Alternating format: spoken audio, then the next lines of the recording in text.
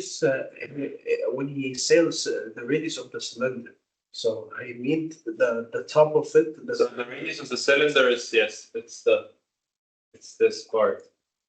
Yeah, that's what I'm talking about. Yeah. So Half a radius is half of the whole. So this is the diameter, but this is half of it. this is Okay. So how about we start now?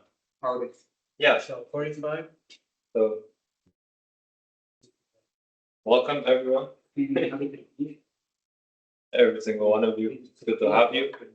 Today we're going to talk about statistical claims for half of the class, and for the other half we'll discuss. I think it was forgot the name.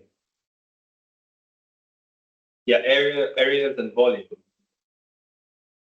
So that should be interesting. First 60 minutes, we did some exercises. I hope that was refreshing enough for you. And now we can start.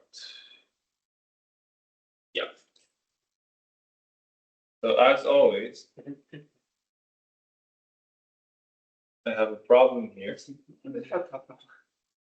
Is it the same problem? Is it the same problem we did earlier? I think it's worded the same, but yeah, it's different stuff. Yeah, I do remember doing that. Because you remember this problem, Yeah, right? same with the nuclear energy one, which is one of the other ones I saw in there. So they probably just reused them. Yeah, there you go. Ooh. That is problematic. Because did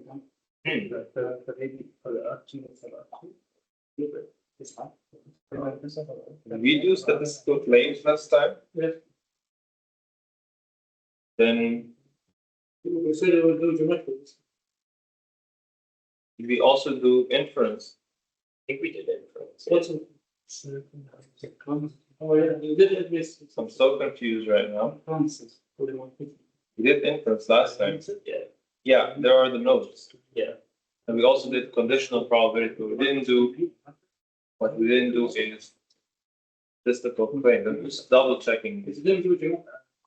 Yes, we will do geometry, that's for sure, but I'm a bit confused right now because these are the exact same questions from here, right?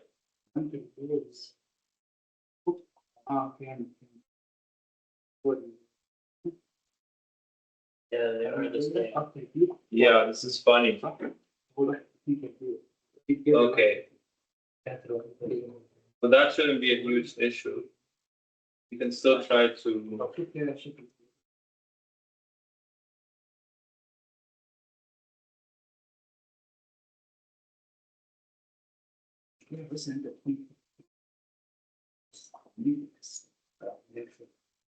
Can still try to make something of it. So we are here. And we both have 4 exercises.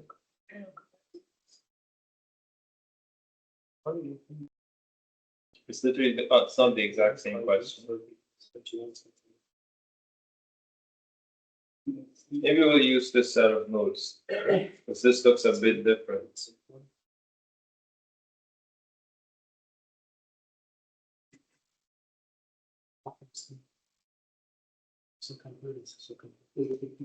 So enough with the bureaucracy of finding the right exercise.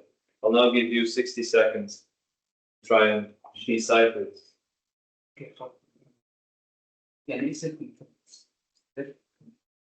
Circumference is this.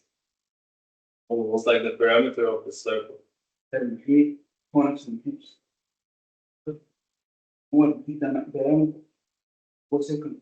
No, the diameter is not the circumference. But you should try to do this. Oops.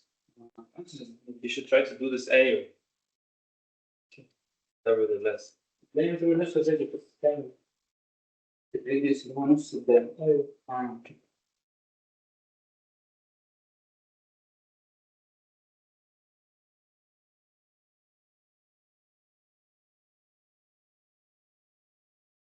And I'll wait until somebody has a solution. Okay, but yeah, so I'll wait until some, I will leave you more than 60 seconds if no one has a solution.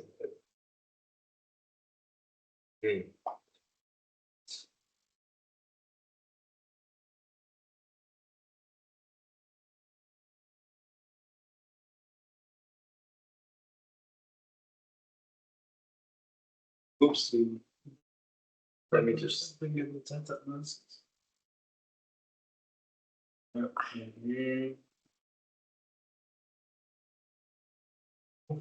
عدت ماشي عدت ماشي عدت بالنسبة عدت ماشي حفظ بالنسبة بعد الكلمتين اللي انت عدتهم ماشي بهدل الناس كلهم مش هقلب الدنيا ليه؟ لا تدريش الناس تمشي البلد كده في البلد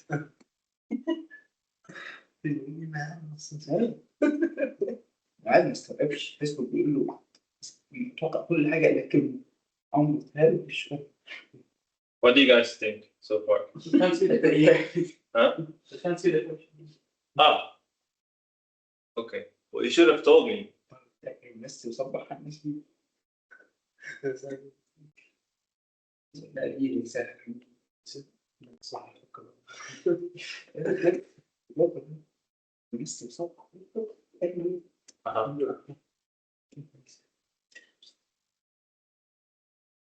Yes.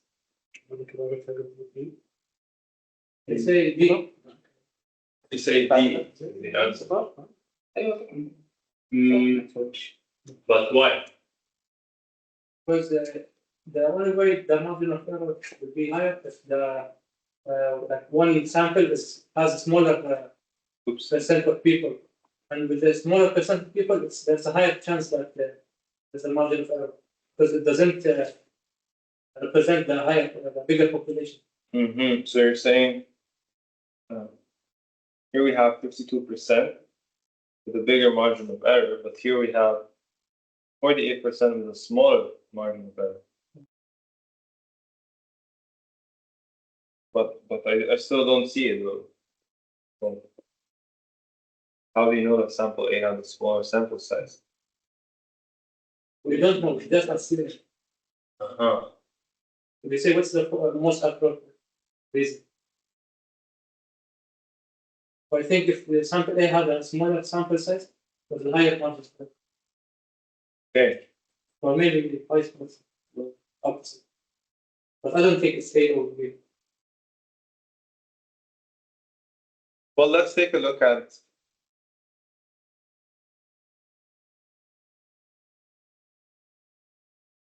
the other choice.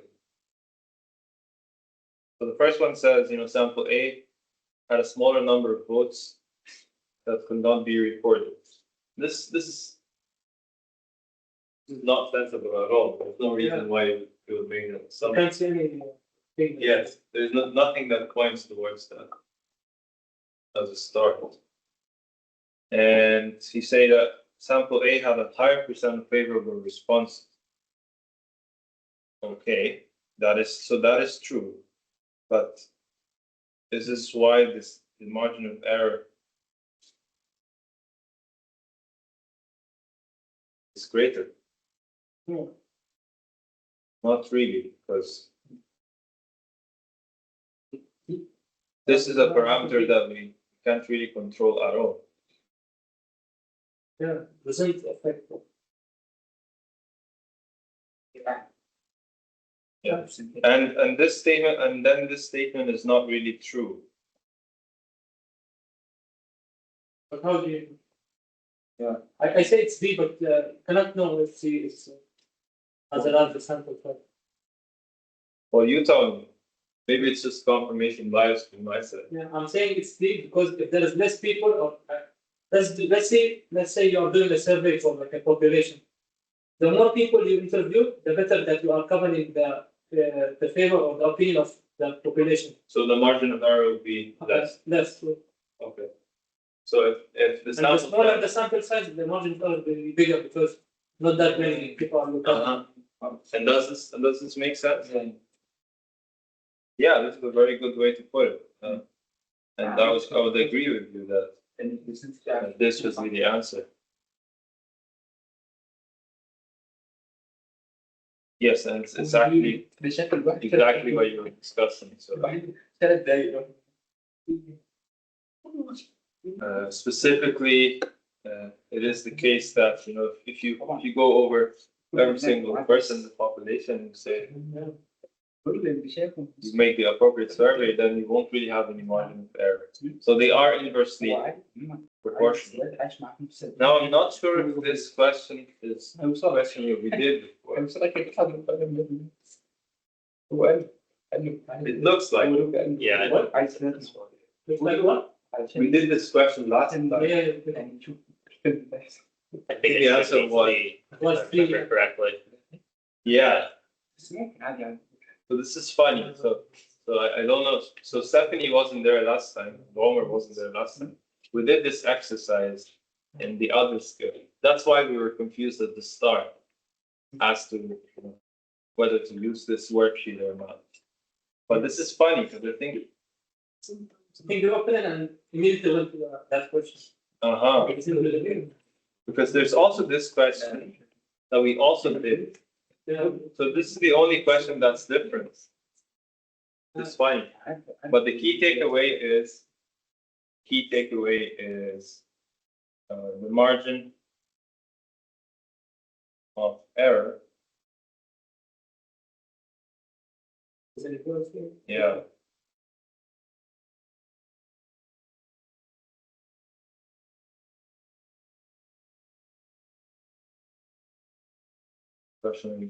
Proportional to Sample size. sample size.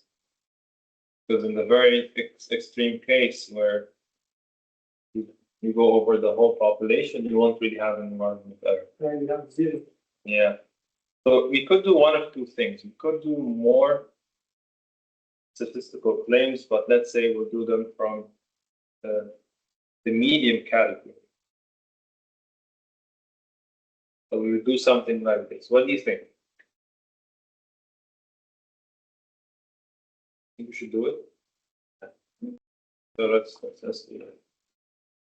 Okay, this is fine. I think this is the fastest we've ever done the hard section. 3 questions we did before. 1 question we already done. So that take a moment to think about it. I like this kind of questions because it's really difficult to follow the choices. You say neither. Yeah. Okay, already. So residents of the town, so 200 people were selected, 87% said they're satisfied.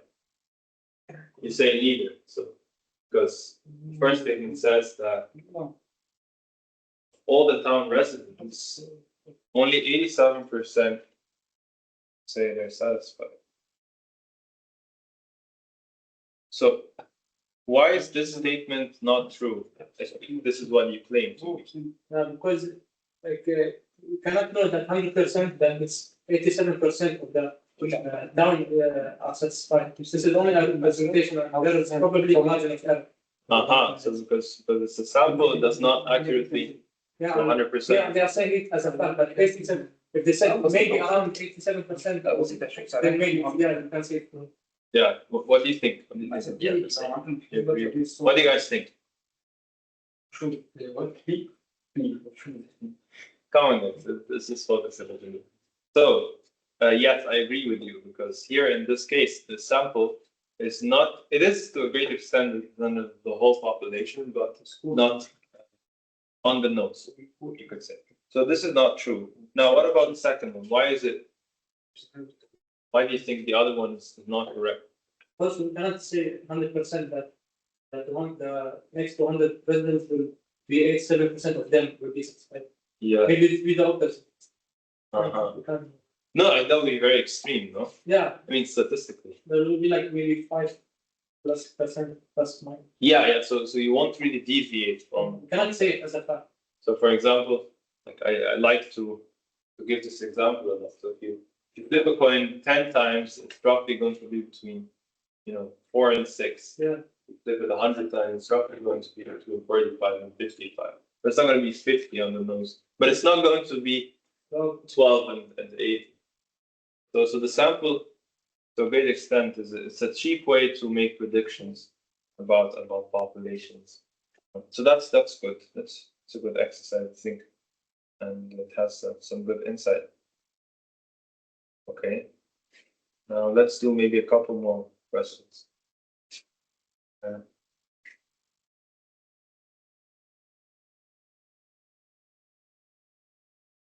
This is funny.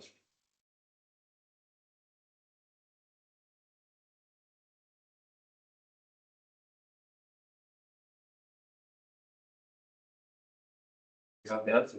Yeah. What is it? A. A already. Okay.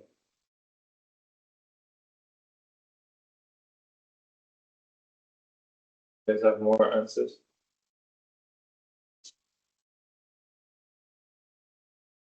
This is keep hearing it. A is the protector. Yeah, I thought it was my laptop. Anyway. You guys have other answers? It's your laptop, actually. It's my laptop. I'm doing my laptop. Let me join already in the meeting. Maybe Stephanie has a solution, has an idea, or Jester as well. You guys can unmute yourselves and talk.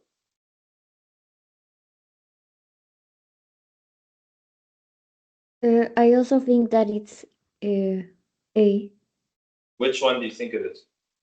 A. Ah, okay, A. A. So that's 2 people. Would you guys like to see test with whether this is correct or not? Let's say it's also A. Okay, well, let's see. So why do you think this is the answer? Because the sample is taken from history professors at California State Universities. So the largest generalization that you can make is from history professors at California State Universities. Yeah, I would say that's pretty straightforward. What do you guys think? Yeah, sure. Okay, I mean, if you have problems with this, you can always let me know. That's not too difficult, I hope. Now, the final question, perhaps.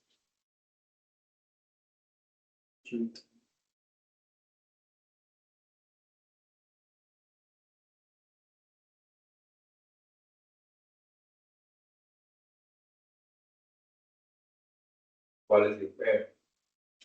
I'd say the quality fair here is very high.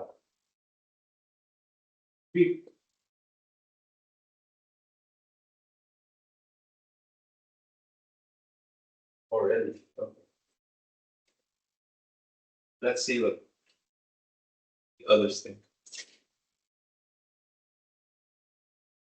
But let me guess, is it the same style like? Yeah. But they added an extra.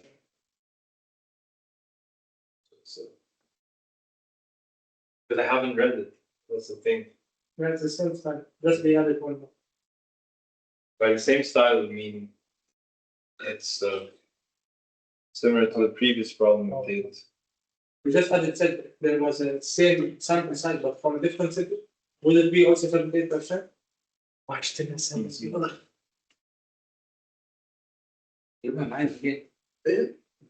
So let's see. Yes, so this is a survey on sample. Now, of the sample, you have 78%.